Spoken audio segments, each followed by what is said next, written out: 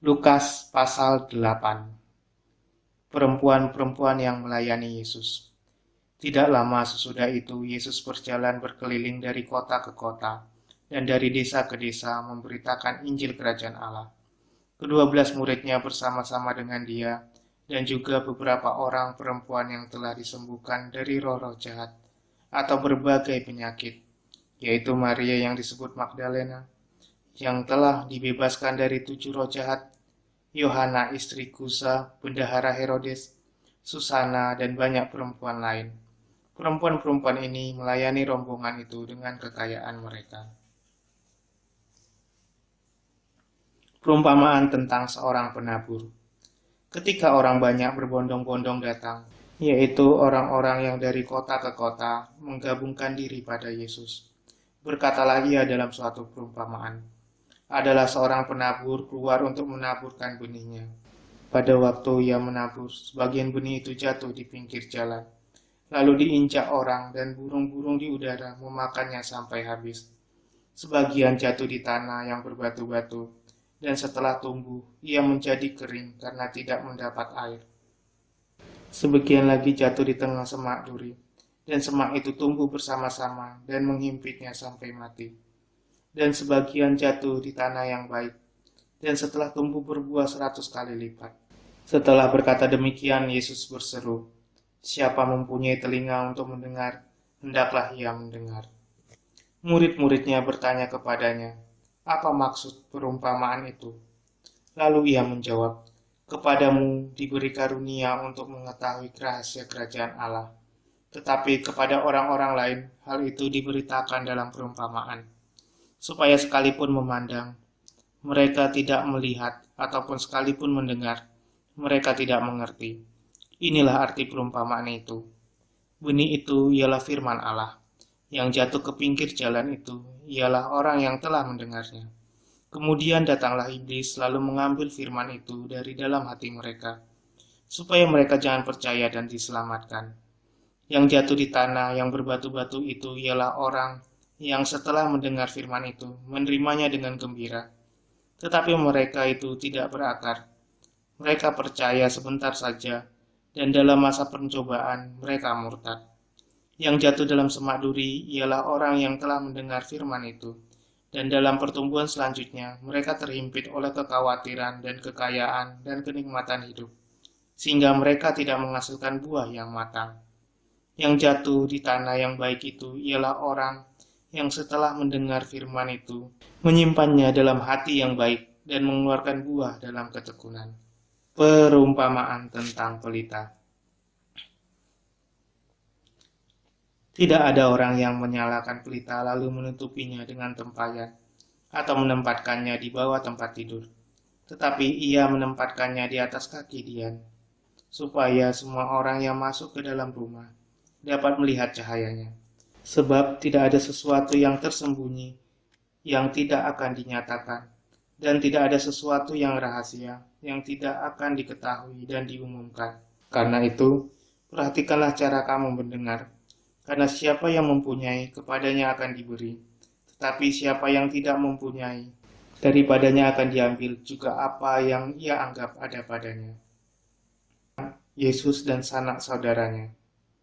Ibu dan saudara-saudara Yesus datang kepadanya, tetapi mereka tidak dapat mencapai dia karena orang banyak.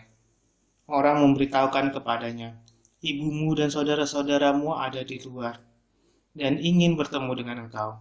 Tetapi ia menjawab mereka, "Ibuku dan saudara-saudaraku ialah mereka yang mendengarkan firman Allah dan melakukannya." Angin ribut diredakan. Pada suatu hari Yesus naik ke dalam perahu bersama-sama dengan murid-muridnya, dan ia berkata kepada mereka, "Marilah kita bertolak ke seberang danau." Lalu bertolaklah mereka, dan ketika mereka sedang berlayar, Yesus tertidur. Sekonyong-konyong turunlah taufan ke danau, sehingga perahu itu kemasukan air, dan mereka berada dalam bahaya. Maka datanglah murid-muridnya membangunkan dia, katanya, "Guru, guru, kita binasa." Ia pun bangun, lalu menghardik angin dan air yang mengamuk itu. Dan angin dan air itu pun reda, dan danau itu menjadi teduh. Lalu katanya kepada mereka, Di manakah kepercayaanmu? Maka takutlah mereka dan heran. Lalu berkata seorang kepada yang lain, siapa gerangan orang ini, sehingga ia memberi perintah kepada angin dan air, dan mereka taat kepadanya? Yesus mengusir roh jahat dari orang Girasa. Lalu mendaratlah Yesus dan murid-muridnya di tanah orang Girasa yang terletak di seberang Galilea. Setelah Yesus naik ke darat, datanglah seorang laki-laki dari kota itu menemui dia. Orang itu dirasuki oleh setan-setan dan sudah lama ia tidak berpakaian dan tidak tinggal dalam rumah, tetapi dalam perkuburan. Ketika ia melihat Yesus, ia berteriak lalu tersungkur di hadapannya dan berkata dengan suara keras, "Apa urusanmu dengan aku, hai Yesus anak Allah yang maha tinggi? Aku memohon kepadamu, supaya engkau jangan menyiksa aku." Ia berkata demikian sebab Yesus memerintahkan roh jahat itu keluar dari orang itu. Karena sering roh itu menyeret-nyeret dia, maka untuk menjaganya, ia dirantai dan dibelenggu. Tetapi ia memutuskan segala pengikat itu, dan ia dihalau oleh setan itu ke tempat-tempat yang sunyi. Dan Yesus bertanya kepadanya, "Siapakah namamu?" Jawabnya, "Legion," karena ia kerasukan banyak setan.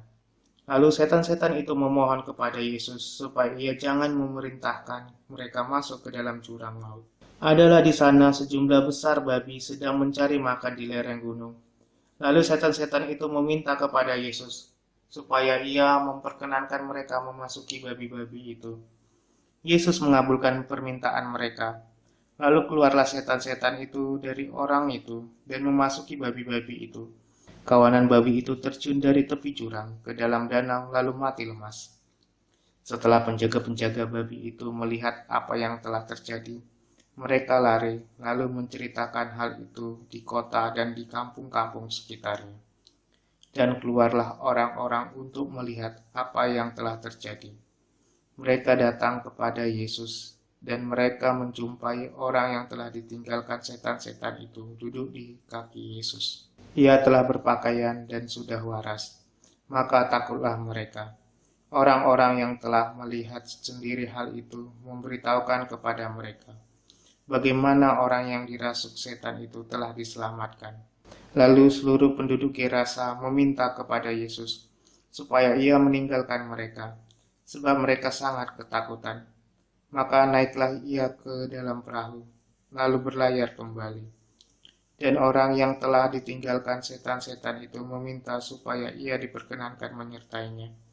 Tetapi Yesus menyuruh dia pergi, katanya, "Pulanglah ke rumahmu dan ceritakanlah segala sesuatu yang telah diperbuat Allah atasmu." Orang itu pun pergi mengelilingi seluruh kota dan memberitahukan segala apa yang telah diperbuat Yesus atas dirinya. Yesus membangkitkan anak Yairus dan menyembuhkan seorang perempuan yang sakit pendarahan. Ketika Yesus kembali, orang banyak menyambut dia sebab mereka semua menanti-nantikan dia. Maka datanglah seorang yang bernama Yairus. Ia adalah kepala rumah ibadat. Sambil tersungkur di depan kaki Yesus, ia memohon kepadanya supaya Yesus datang ke rumahnya.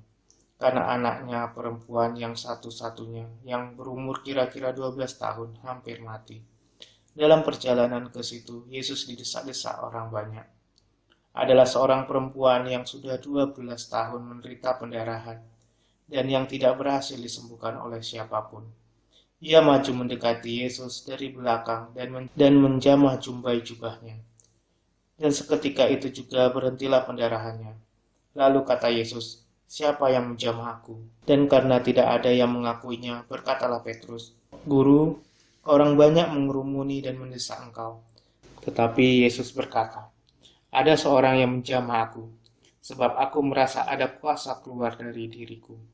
Ketika perempuan itu melihat bahwa perbuatannya itu ketahuan, ia datang dengan gemetar, tersungkur di depannya dan menceritakan kepada orang banyak apa sebabnya ia menjamah dia, dan bahwa ia seketika itu juga menjadi sembuh. Maka katanya kepada perempuan itu, "Hai anakku, imanmu telah menyelamatkan engkau. Pergilah dengan selamat." Ketika Yesus masih berbicara, datanglah seorang dari keluarga kepala rumah ibadat itu dan berkata, "Anakmu sudah mati. Jangan lagi engkau menyusah-nyusahkan guru." Tetapi Yesus mendengarnya dan berkata kepada Yairus, Jangan takut, percaya saja, dan anakmu akan selamat. Setibanya di rumah Yairus, Yesus tidak memperbolehkan seorang pun ikut masuk dengan dia, kecuali Petrus, Yohanes, dan Yakobus, dan ayah anak itu serta ibunya. Semua orang menangis dan meratapi anak itu. Akan tetapi Yesus berkata, "Jangan menangis, ia tidak mati, tetapi tidur." Mereka menertawakan dia, karena mereka tahu bahwa anak itu telah mati. Lalu Yesus memegang tangan anak itu dan berseru, katanya, "Hai anak, bangunlah." Maka kembalilah roh anak itu, dan seketika itu juga ia bangkit berdiri. Lalu Yesus menyuruh mereka memberi anak itu makan, dan takjublah orang tua anak itu. Tetapi Yesus melarang mereka memberitahukan kepada siapapun juga apa yang terjadi itu.